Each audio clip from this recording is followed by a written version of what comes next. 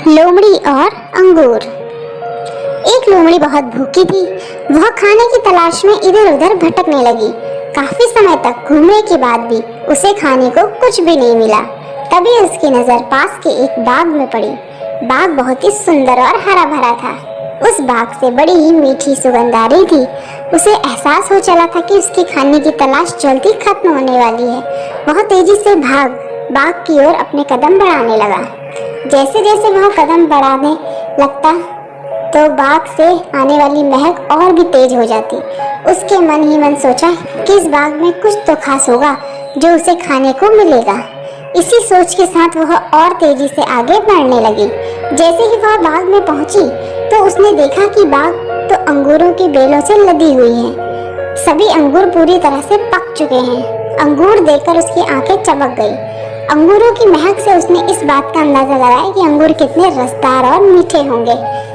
वह इतनी उतावली हो चली कि मानो एक ही बाग में सारे अंगूर खा जाएगी। उसने झट से अंगूरों को लक्ष्य बनाकर एक लंबी छलांग मारी, लेकिन वह अंगूरों तक पहुंच नहीं सकी और धड़ाम से जमीन पर गिर पड़ी। उसका पहला प्रयास विफल हुआ। उसने सोचा क्यों ना फिर से कोशिश की जाए। वह एक बार फिर जोर से उठी और इस बार उसने पूरी ताकत से पहले से तेज अंगूर की ओर छलांग लगा दी। लेकिन अफसोस कि उसका यह प्रयास भी बेकार हो गया।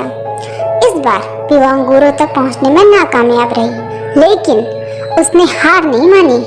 उसने खुद से कहा कि अगर 2 प्रयास विफल हो गए तो क्या, इस बार तो सफलता मुझे ही मिल के रहेगी। फिर क्या था, इस बार फिर वह दोगुने जोश के साथ खड़ी हुई। इस बार उसने अब तक की सबसे लंबी छलांग लगाने की कोशिश की। उसने अपने शरीर की सारी ताकत को एकत्र कर एक लंबी दौड़ लगाई। उसे लगा था कि इस बार उसे अंगूर पाने से कोई नहीं रोक सकता, लेकिन ऐसा नहीं हुआ। इस बार का प्रयास भी खाली गया। वह जमीन पर गिर पड़ी।